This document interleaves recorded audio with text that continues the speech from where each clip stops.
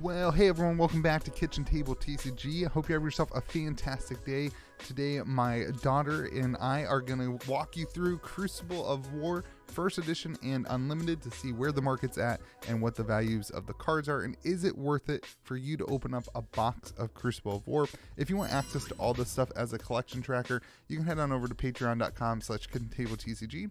Gets you access to a collection tracker as well as a discount code over to minmaxgamesfab.com, where you can also pick up amazing deals on singles. If you can't find what you're looking for there, you can also use my TCG player affiliate link in the description of my videos. Hope you will support the channel. It really does mean a lot to me. Thank you to all those patrons who do that. You guys are amazing.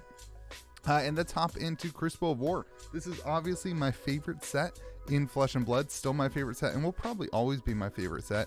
But the market's doing some weird things on it, so let's hop in and see what's going on. Booster boxes, I'm going to go ahead and put Crucible War First Edition boxes at $5.20 this week, but I'm going to tell you a lot of things that are going on outside of that. Let's first off take a look at how I got to that price point. Public sales are different than what's happening privately. On eBay, you're seeing boxes sell at around $500. There's one seller that's been selling quite a few of them for $500. And the sold listings of this up to $512, $500, $540. It's just kind of all over the place. There's actually been quite a bit of volume in May. But we haven't seen much since then on eBay. Honestly, the eBay stuff has just kind of slowed down, and that's that's something that's interesting. But now you have a total sales in the last year of $107,000. Kind of crazy.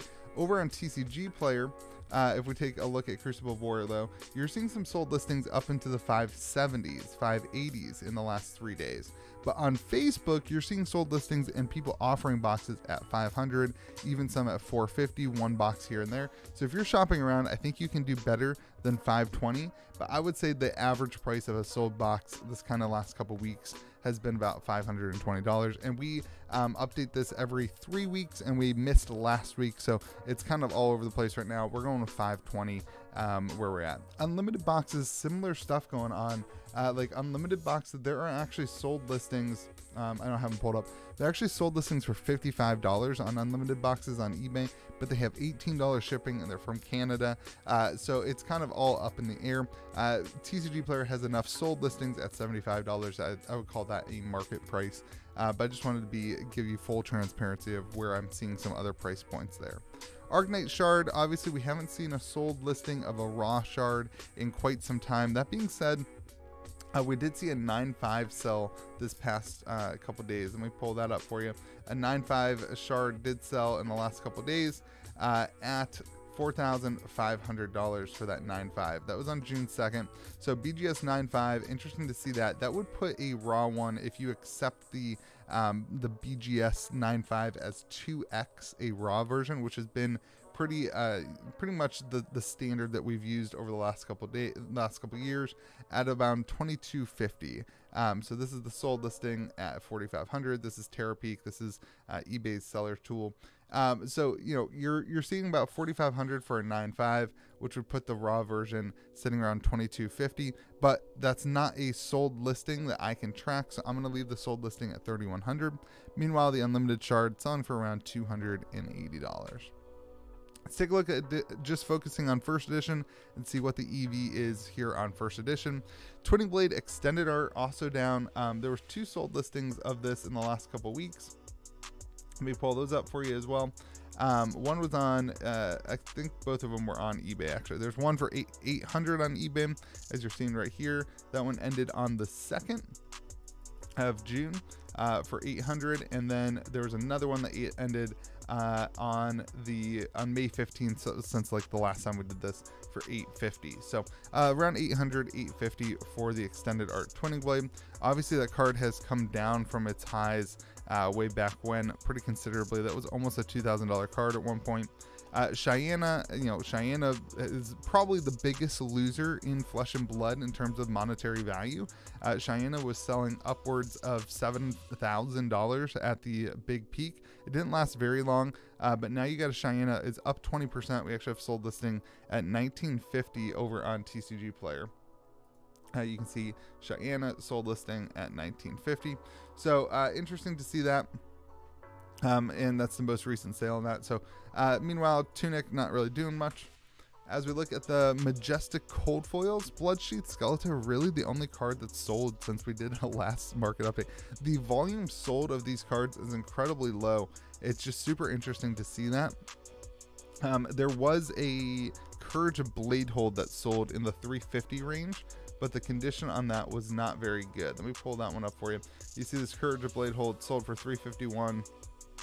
That being said, the condition it's got like a print line there, and then on the back of it, the back wasn't super good either. There's a couple, typical dings, but even that middle ding there on the bottom.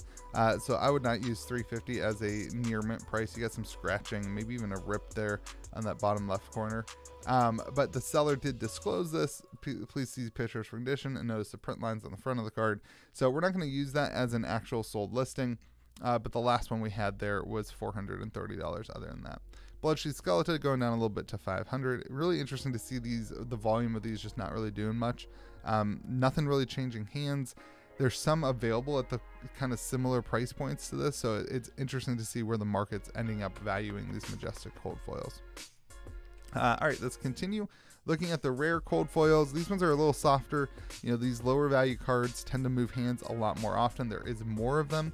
These are down 11% to an average price of $99. Harmonized Kodachi selling for $132. That one actually surprised me because the ninja in this set is looking pretty cool, and I thought this would actually start pumping a little bit. But you had a 9.5 that sold in May for $240, and then recently you had this one sell for $132 on eBay. So again, you're starting to see some sold listings lower the price of these things. These are maybe decent time to pick them up if you like them. Mandible Claw at $99. You've got Sledge of Van Valheim at $68. Talishar at $63. These are just not being able to hold up to the current market conditions where people are trying to liquidate to get some money for the new set. You also have the recession that's going on. So a lot of people just trying to take some money, and that's what's causing the downwards pressure on these cold foil rares. All right, looking at Rainbow Foil Majestics, we are down 2.7% to an average price of $24. Not a whole lot of moving and up and down. You've got some of the Brute cards that are going up. I know there was a Rhinar build that top aided a Pro Quest, so that might be interesting. The new Dorinthia might be bringing some people back to Twinning Blade. Snag being down surprised me because that's kind of a good card. Looking into the future meta for like a countering some of the stuff that's going on. But all in all, not a whole lot of stuff to talk about. We're only down 2.5%, and there's really nothing that stood out to me in terms of things to chat about. Gaze the Ages up on the regular Majestics. We'll get into that a little bit more on the unlimited side. These average for the first edition are at $12.02 for the non-foil and $25 for the rainbow foil. Looking at rainbow foil rares, again, we're down 11%, average price of $4.87. Looking at the regular rares, we are TCG Player low, down 6.5% to 55 cents. Rainbow foil commons, average price down to $2.24. And let's get into the calculation here for a booster box. If you're going to open up a box, you're really going to only be able to sell the cards that aren't the regular commons. You're sitting at $527. That's if you open up 40 boxes and you do hit an Arknight Shard. If you just open up 10 boxes, so you do get your average legendary built in there, you are sitting at $450. But if you're just going to crack open a box, you don't want to include the Fable or the legendary or those regular commons, you're sitting at $373. Your Majestic cold foil is super important for this set. If those Majestic cold foils take a dip, the EV of this set is going to take a massive hit. It'll be interesting to see how that shakes up looking into the future. All right, let's take a look at Unlimited, and then we'll let you be on with your day. You got the Spring Tunic, at 140. That's down a little bit. This has been a card that's been kind of all over the place with the hype and with the reprints and all that stuff. Cheyenne down to $70. Average price there at $105. Not much to talk about with the Unlimited Legendaries. Rainbow Foil Majestics, they're down 12%. We'll show you that at the back end. This data tool is not working right to calculate that. But Rainbow Foil Majestics Aetherized going up quite a bit since the last time. That may have been a weird sold listing thing that we included for some reason last time on Aetherized. Commotion up $2 though. Poison the Tips up $1.25. Snag up a little bit. You don't have that much interaction though. Bloodsheath Skeleton going down as people looking into Runeblade, maybe a little less with Chains Living Legend status happening. Rattlebones the same thing. So you're starting to see the market impact with people selling off their decks that they had built for ProQuest and all that kind of stuff. Looking at the regular Majestics, we'll show you the percentages here in a minute too. Same thing, Aetherized, definitely a card people are looking at right now with the current, spoilers that are coming out. A card that looks like it could be good against some of those stuff. Chain Lightning, people really looking into Wizard right now. Other than that, not a whole lot of cards being targeted, and all in all, like a 12% decrease. Rainbow Foil Rares down 29%. Regular Rares down 25%. You can see there's just not a lot of purchasing happening right now. Just not holding up. The volume is just going down, and so that's the result of those kind of cards slipping. All in all, like you can see, those regular Majestics were down 12%.